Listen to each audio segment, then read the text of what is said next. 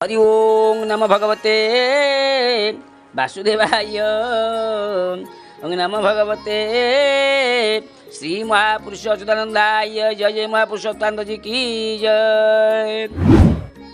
अच्युतं केशवं कृष्ण दामोदरम, अच्युतं केशवं कृष्ण दामोदरम, रामो नारायणं जानकी वल्लभं, रामो नारायणं जानकी वल्लभं। जय जय महापुरुष अच्युतानंद जी की जय। शुभ संध्या बंधु। आज यही महापुरुष अच्युतानंद मालिका मंच ओडिशा रे उपस्थित थिबा समस्त श्रोता भक्ता ज्ञानी गुणी पंडित साधु सन्थ ब्राह्मण समाज समस्त को ए अधीन तपन आभूम प्रणाम जनाई आरंभ करने को जाऊँगी महापुरुषंकर शिवकल्प तृतीय निर्घंट आप श्रवण करवा है। करपत्र जोड़ी रामचंद्र पुणी अच्युतंक पादे पड़ी, भक्त जगदे विहरित होई पूछे कर पत्र जोड़ी, अनंत बटरे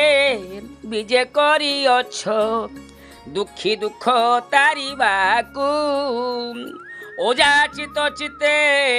भक्ति तत्व रस आउ के नाही कह्याकू, जहा आज्ञा पाई स्तंभित होई धर्मे धरणी रहीची, पंचतत्व आदि जंत्र तंत्र भेदी धर्माधर्म न लड़ुची, तांकु की उबार अछि ए संसार मारिबा को थाटा सार, विष्णु होई सृष्टि सर्जना करंती लक्ष्मी होई परिकार, आ ब्रह्मा होई वेद उत्पत्ति करुछि, शिव होई कर चूर, ये त्रय बीजकू बनिबाकू कारो शक्ति अछि संसार। हे प्रभु आपण गुरुदेव सबू करुछंती, ब्रह्मा होई संहार आज पालन करछंती बा सृष्टि करछंती, विष्णु आज पालन करछंती, शिव आज संहार करछंती, सब आपण करछंती। कार आ शक्ति अछि आपण विषय कहिया पाई। एमंत प्रभुंकु उणाओ बाकिस जाचित भक्त वेदना, पतित मानंकु उधारिबा पाई प्रभु पतित पावन बाना, सारस्वत भक्त सारस्वत सेवा षोलशर दार कही, केवल प्रकारे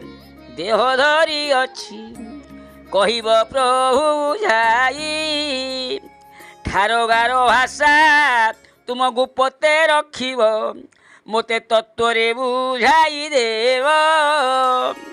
13 जन मूले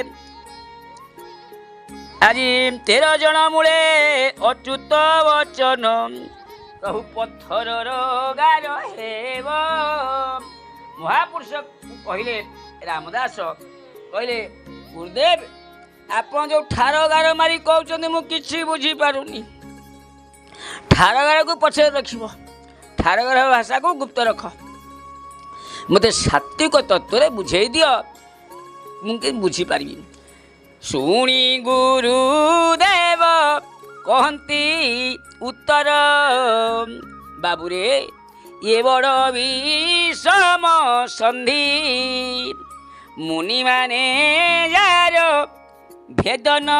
पाइले तू पचारू तार विधि। बाबुरे तू जो शरीर केमी देह धरची कहू शरीर कौन, मुनि माने भी ता भेद पाई नाती कल्प कल्प बसी। रामदास रे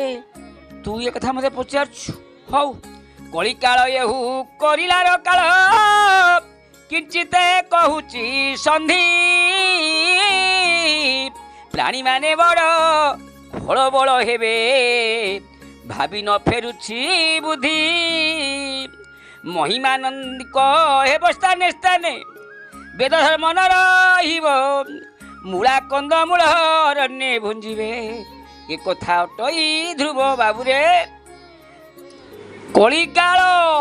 ଇଏ ନୁହେଁ ଇଏ କରିଲାର କାଳ ଯିଏ ଯାହା କରିପାରୁଛି ଏଣୁ କିଞ୍ଚିତ ତତେ କହୁଛି ଶୁଣୁ ପ୍ରାଣୀମାନେ ବଡ଼ ଖଳବଳ ହେବେ ଭାବି ବୁଦ୍ଧି ଫେରୁନି ମହିମା ନିନ୍ଦୁକ ବହୁତ ହେଇଯିବେ ଧର୍ମକୁ ନିନ୍ଦା କରିବେ ବହୁତ ମୂଳା କନ୍ଦମୂଳ ଯାଇକିରି ଭୁଞ୍ଜିବେ ବଣରେ ରବି ସୋମ ନୁହଁ ବିନ୍ଦୁରେ ବର୍ଷାଅ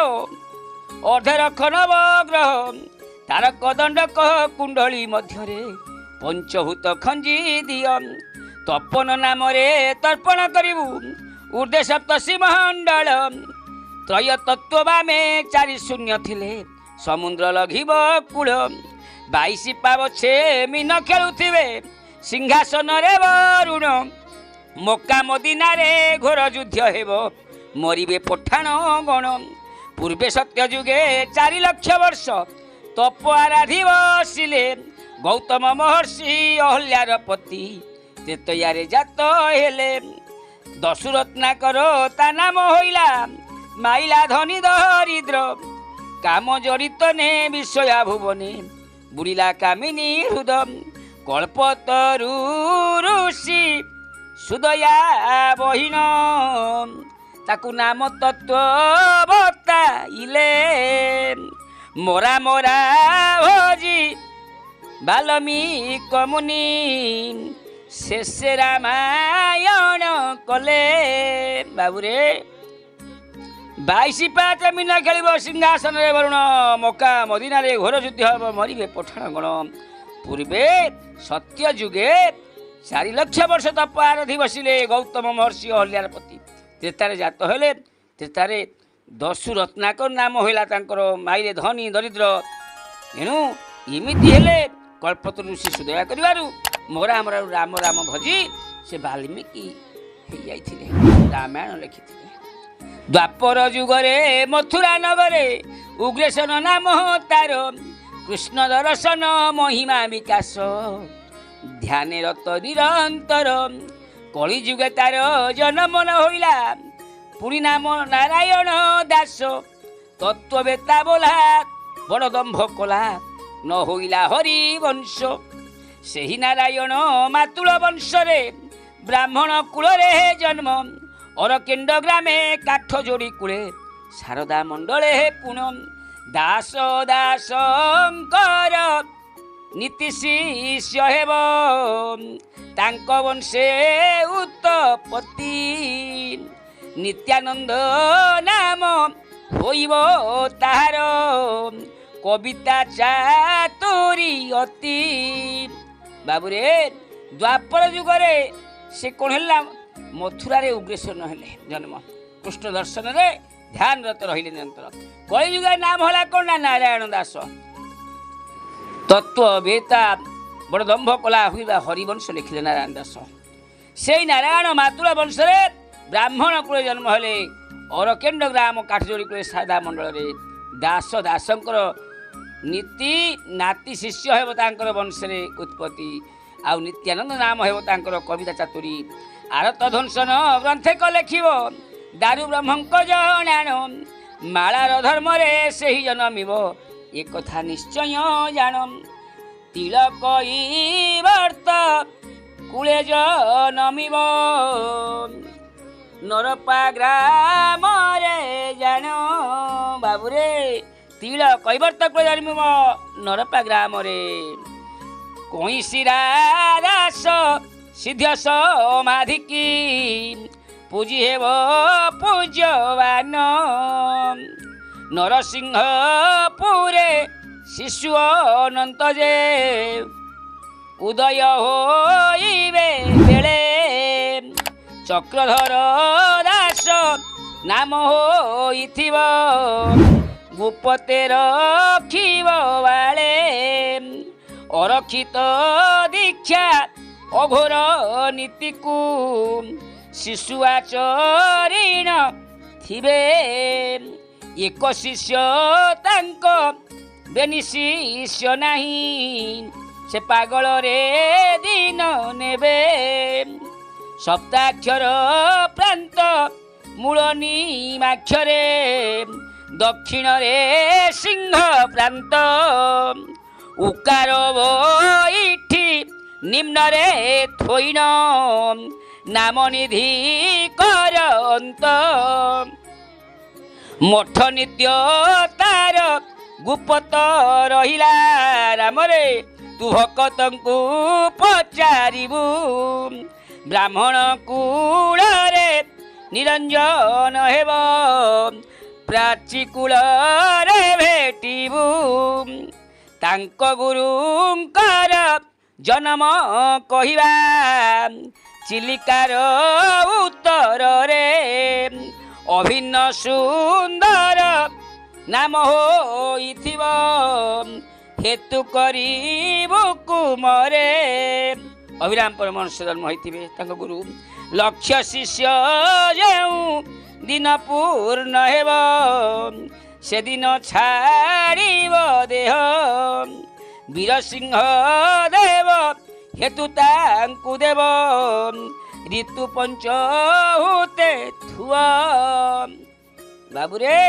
ତାଙ୍କର ଅରକ୍ଷିତ ଦାସ ଘରେ ଜିତିକି ରହିବେ ତାଙ୍କ ଶିଷ୍ୟ ବେନି ଶିଷ୍ୟ